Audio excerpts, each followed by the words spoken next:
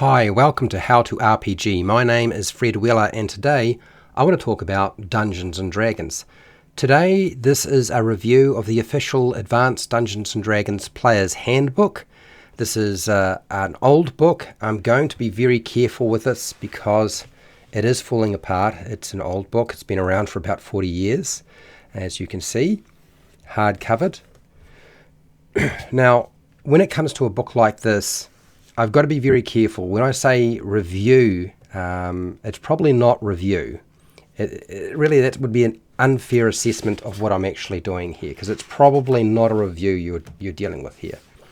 Instead, I would say this is more like doing an overview rather than an actual full-blown review, because this is an old book, correct? So this is the Player's Handbook for Advanced Dungeons & Dragons First Ed Edition. And we could say it's a review, but it's probably not.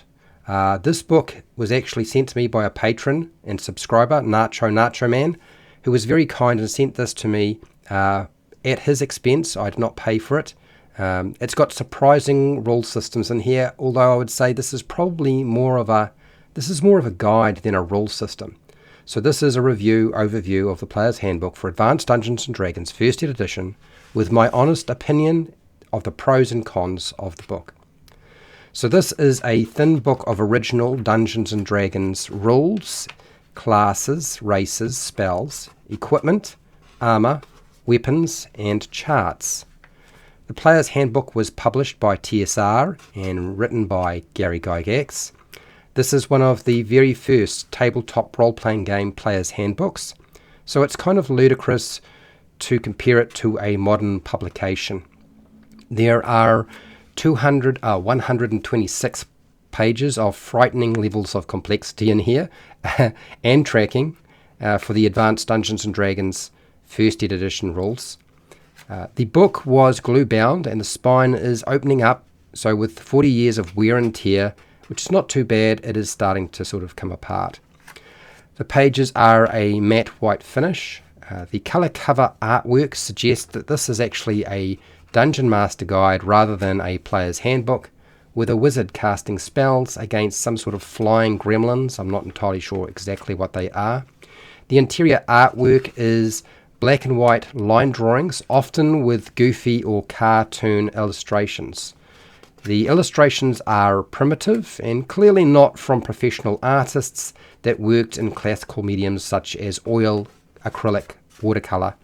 But this is probably what they could afford at the time, considering there probably wasn't going to be a huge print run for a book like this.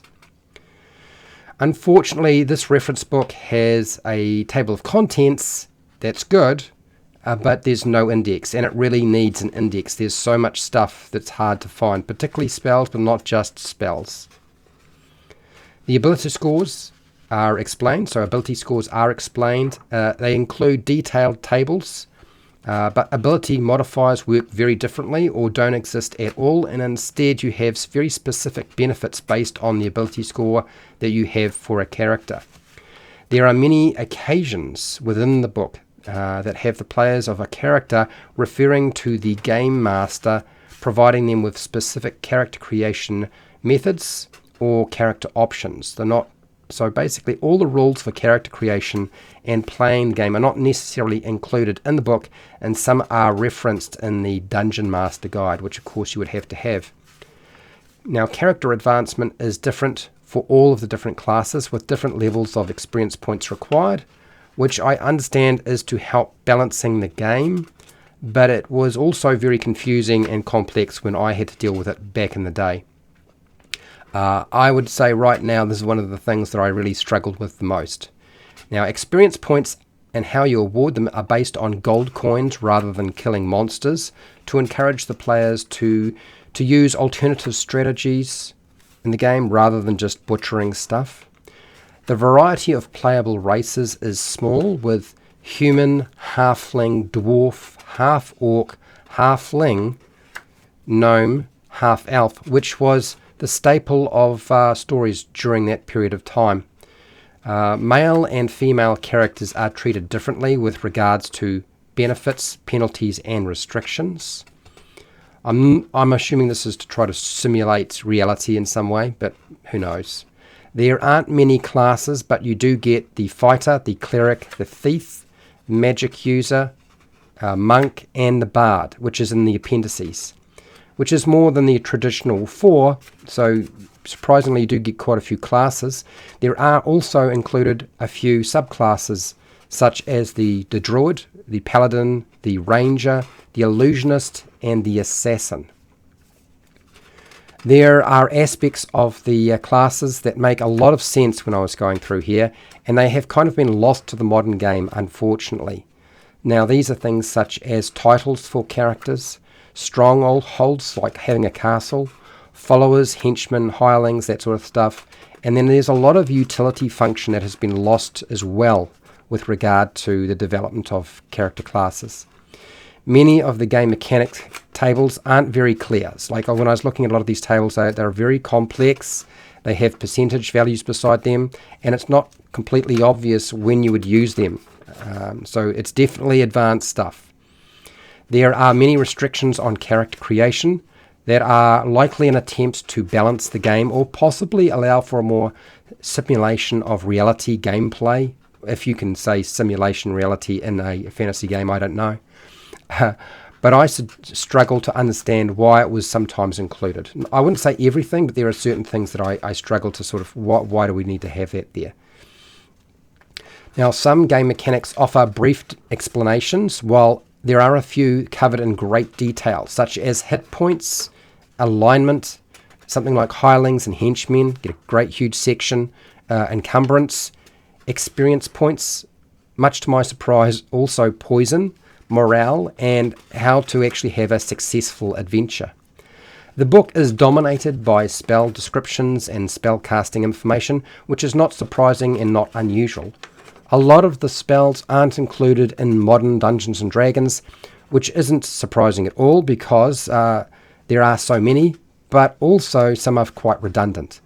Now, the section on combat rules is actually very short or open to interpretation, and I find that the small text in the book is kind of frustrating because it's hard to read, and the footnotes are even smaller in text compared to the main body of the book. The appendices or appendix consists of marginally useful tables of spells, weapons, equipment, transport, livestock, provisions, herbs, clothing, armor, and religious items. There are also a few different diagrams that have information on alignment, the different planes of existence. You also get a bunch of information on the bard. So the bard information class is here. Psionics is also detailed in the appendices. There are definitely far too many blank pages in the book, but that's probably those are the dust jackets, right? That's probably the convention of the day to have those things included.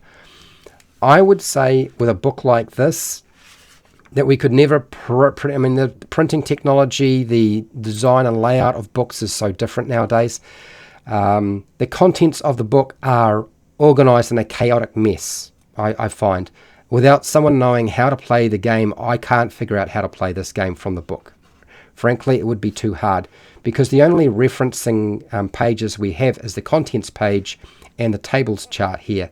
There's nothing else, so it's really hard to find stuff. And you don't usually have page numbers suggesting you flick to this page. I have learned a lot, though, about early Dungeons & Dragons from this book, and I would say a big thank you to Nacho Man for providing this book so that we could have a look through it and so that I could have a look through it. I'm going to refer to this book a lot in the future, so I would like you to give me your opinion of the Advanced Dungeons & Dragons First Edition Player's Handbook. Do you play it? Did you play it when it first came out? Are you playing it now? Okay, I want to thank all my patrons and Nacho Man one more time. And hey, till next time, keep rolling those 20s.